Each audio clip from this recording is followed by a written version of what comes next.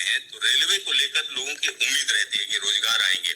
और जब पिछला जनरल इलेक्शन था उससे पहले एक तरीके से अभी 1,54,000 लोगों का रोजगार कंप्लीट हुआ है। 1,54,000 लोगों का 1.5 लाख लोगों का रोजगार अभी कंप्लीट हुआ है। एम्प्लॉयमेंट ऑर्डर्स मिल गए, लोगों का रजिस्ट्रेशन हो गया, आगे जॉब में अब उनकी ट्रेनिंग के लिए लोग जाने लगे। जैसे ही प्रोसेस कंप्लीट हुआ, नेक्स्ट प्रोसेस चालू हुआ।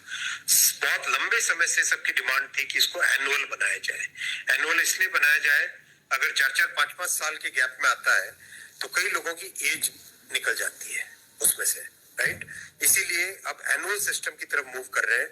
जनवरी में, अप्रैल में, जून में और अक्टूबर में ये चार बड़े चंक है, एएलपी, टेक्निकल, नॉन टेक्निकल और ग्रुप लेवल 1, ये जो 4 बड़ी कैटेगरीज है, इन 4 बड़ी कैटेगरीज का साल में 4 हिस्से किए गए कि जनवरी में स्टार्ट करें एक जो एएलपी का, दूसरा टेक्निकल स्टार्ट करें अप्रैल में, नॉन टेक्निकल स्टार्ट करें जून में और अक्टूबर में स्टार्ट करें लेवल 1, और ये साइकिल चलती रहे।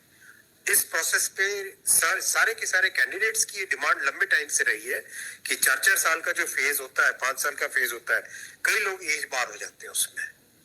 एक हर साल आपको अपॉर्चुनिटी मिलती रहेगी तो सबको अपॉर्चुनिटी मिलेगी।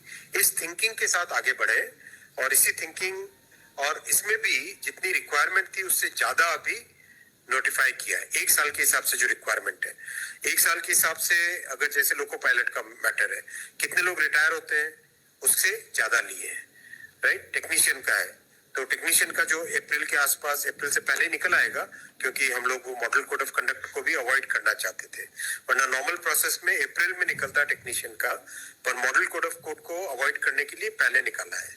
तो जनवरी, अप्रैल, जून, अक्टूबर, फिर अगले साल वापस जनवरी, अप्रैल, जून, अक्टूबर, फिर अगले साल वापस, इस हिसाब से ये प्रोसेस कर रहे हैं। सर 1 साल में कितने जॉब्स निकलेंगे इसमें? डिपेंड करेगा जिसकी जितनी रिक्वायरमेंट है। हर एक जोन की अपनी अपनी रिक्वायरमेंट आती है, हर डिवीजन की रिक्वायरमेंट आती है, कोई एस्टिमेट नहीं, हर वर्कशॉप से आती है। एस्टिमेट बनता है, बन के ही तो निकलता है, फिर एस्टिमेट बन के निकलता है ना, फिर हर एक कैटेगरी के लिए अलग अलग बनता है।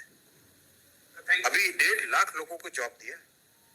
आप सोचो उस एग्जाम की कॉम्प्लेक्सिटी, 500 से ज्यादा शहर, कितनी शिफ्टें, 1000 से ज्यादा शिफ्टें, 15 लैंग्वेजेस, 1-1 करोड़ लोग एप्लीकेशन। कहीं पे कोई कंप्लेंट आई?